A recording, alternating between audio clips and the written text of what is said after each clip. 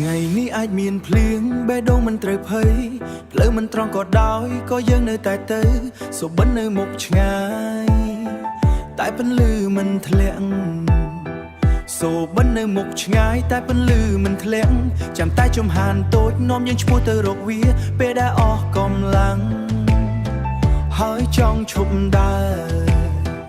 ចូលចង់ចាំហេតុអ្វីបានចាប់ផ្ដើមដំបូងមនុស្សគ្រប់គ្នាមានពេលធ្លាក់ចង់យំតែម្ដងតែនាងដែលឈ្នះ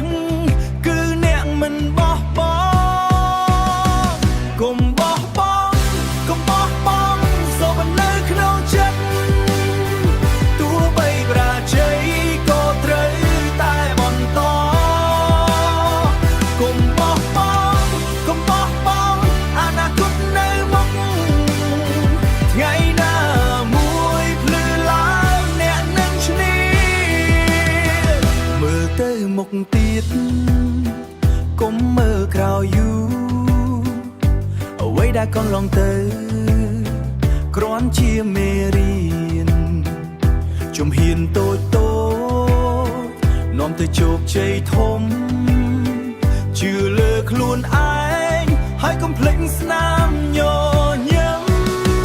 កុំបោះបង់កុំបោះបង់សូមនៅក្នុងចិត្តទោះបីបរាជ័យក៏ត្រូវតែបន្តកុំបោះបង់កុំបោះបង់អនាគតនៅមុខថ្ងៃណាមួយភ្លឺឡើងអ្នកនឹងឈ្នះ